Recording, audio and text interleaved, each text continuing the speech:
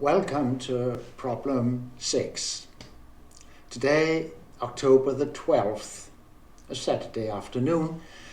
Finally, I think I have solved the problem. It was very, very arduous, and there were some misunderstandings. Maybe I misread what's in the book. Maybe it's an error, we'll see. I actually made a few recordings, or rather 5 recordings, underway, where you could see how I went into various problems and what I did to solve them. When I got the different ideas that I'm showing you today, it turned out that there were no sound on these videos. In the end, I decided just to present the solution. Of course, we have to do problem 2 again, and this time really getting control over the sign. So this was what we had to do in problem 2. And of course the gamma here is an arbitrary matrix in gamma naught of level 4. It looks like this. Because it's in gamma naught of 4, we can just use j of gamma point z that we know. So we start doing it. First, I'll rho tilde times gamma tilde, and then we end up with this product. At first, I thought that if a was positive, it would give +1 times this. Oh, I should say that, of course, when you square them, it gives az plus b. So this at most differs by a sign. You just have to find out where in the complex plane these guys lies. Say this one, the matrix lies in gamma, so this is in H, the square root is in the first quadrant. If C is positive, then this is in the first quadrant as well. So this lies in the upper half plane. When A is positive, this lies in the upper half plane. So the square root is in the first quadrant, so it's a +1. If A is negative, it's in the then this is below the real axis, so this is in the fourth quadrant. That means we have a minus. That was this case. And if C is negative, then this is in the fourth quadrant, so it's a plus again. And we carry on, operating with the reciprocal of rho, inverse of rho. We copy this and do the operation, and then we must simplify this. And it's very much the same, really. So let's just leave it at that. Next, we can go to the final computation of problem 6. But we are far from finished now when we have done this. That's where the problems start, really. So we assume that f lies as a modular form modulo chi, gamma naught of level n, of order k halves, blah, blah. And we have to prove that f operated on by tilde rho lies here.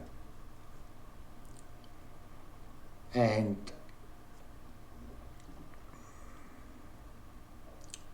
we use the result from problem 2, so we operate on f with sigma.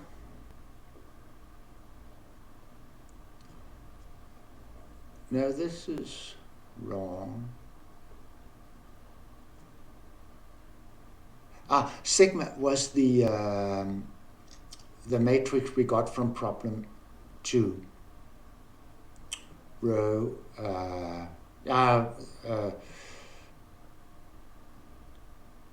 rho gamma rho to minus first. And that lies in gamma naught of 4 as well. So we can use the premise here to get this. And there was A in the lower right corner. Just check. Here is the matrix with an A there. Have to be careful with these things. But A and D have the same parity modulo 4, because AD is 1 modulo 4. So chi of A times chi of D is unity. That gives this, because they lie on the unit circle, the values. And given by this. And what we know is this one,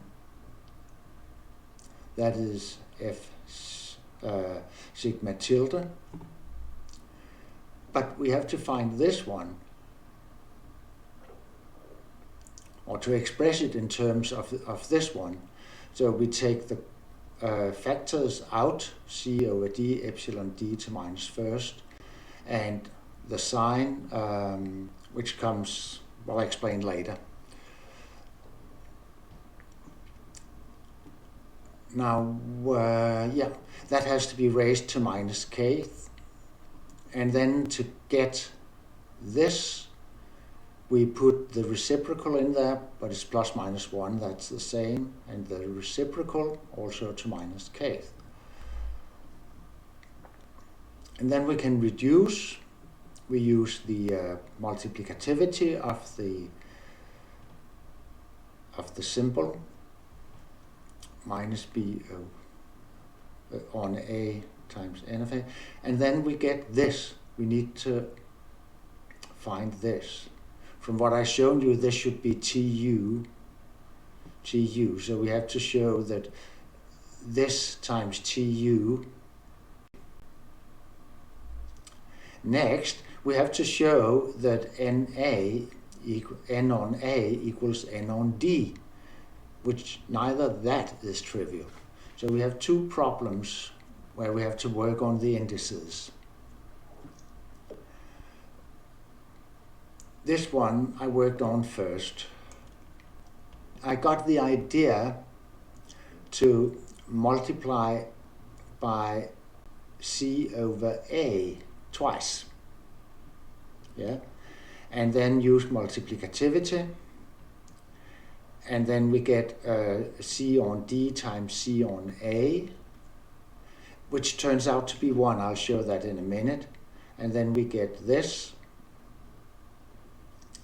And this is, of course, a displacement of 1 on A by AD, by a multiplum of D. So if this is positive, then it's still 1, and if it's negative and A is negative, it becomes minus 1. So now we just need to find the value of this symbol. And that was a riot. At the end, I realized that we have to it was a mess working on it. And when I recalled a mess, I realized that maybe we have to use the transformation formulas of the theta function.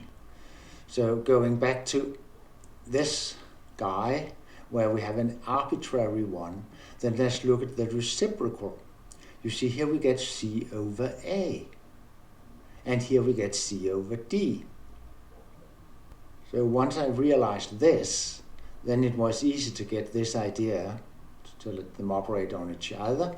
And it, of course, should give I point or comma 1.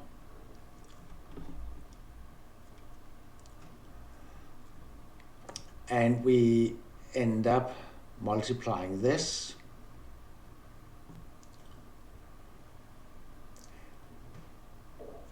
First, this gives minus 1 over A. That's already stated in the book. And then the signs here. If c is positive, then this lies below the real axis. This is above the real axis. So this is in the first quadrant. This is below the axis, so this is in the fourth quadrant. The product is to the left of the imaginary axis.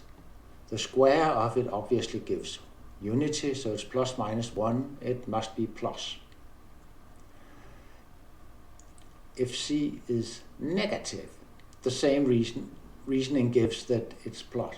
Now c may be, in that case, a is plus minus 1, so one can do explicit calculation.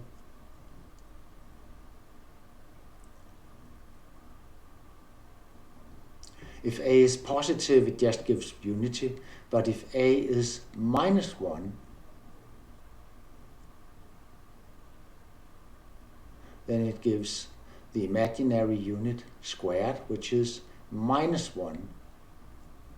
So exactly when c is naught and a negative, it gives minus 1.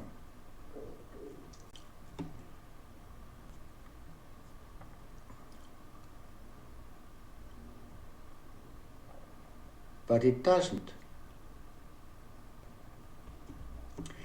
What goes wrong is that we have minus c over a on a times minus 1 on a, and we multiply them together. That gives c over c on a. No, it doesn't. Not in that particular case.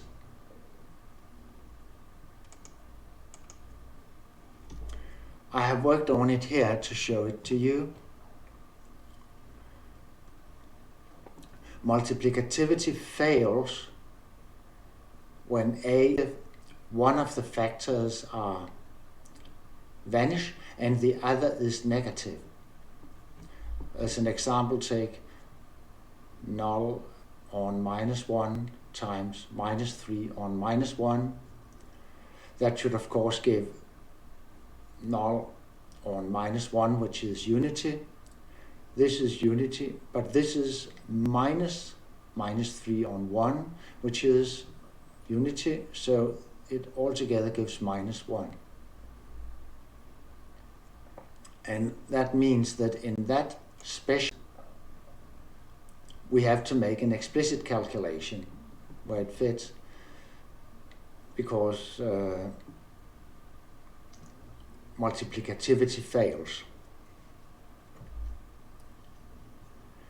And then this one came rather quickly. A day I recorded, at the end I went back to this formula I had found at the time, and then I realized that we have the same on top and A and D on the bottom. So it was an obvious idea to say that AD is equivalent to modulo n.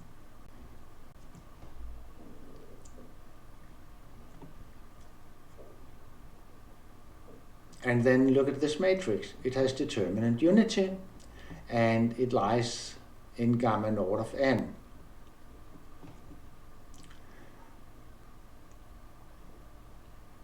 And then just apply this.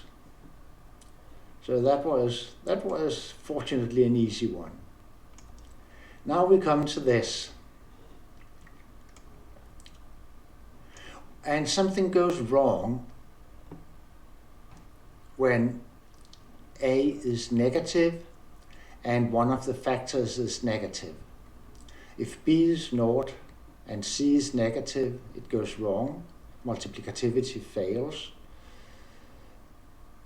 So we have to check it specifically. It gives minus 1. And this is the symmetrical one. And this is the one from the proof I already showed you. Otherwise, it gives plus 1.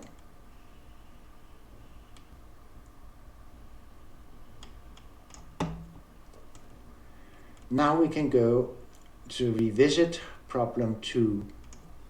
Two signs here.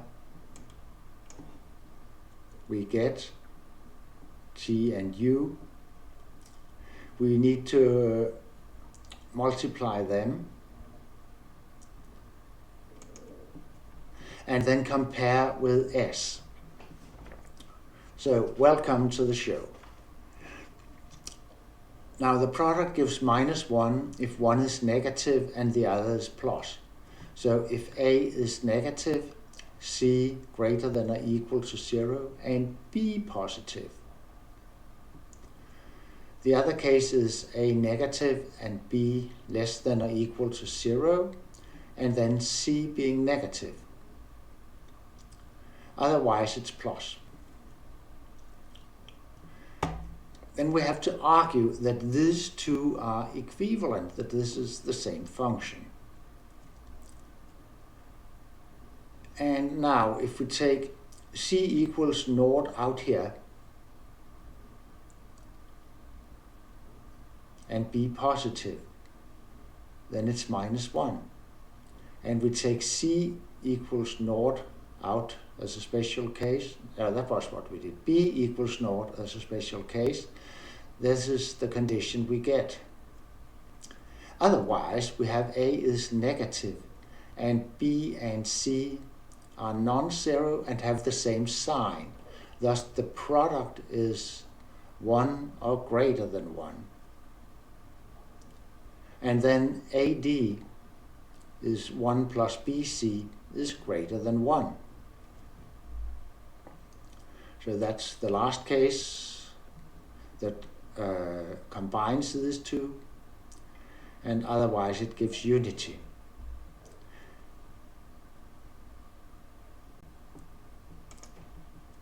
And this way we have the product is S, so we get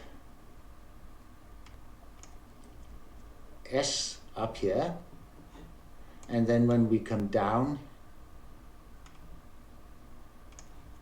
to the last computation, we get C on D minus B on A times S, which is unity.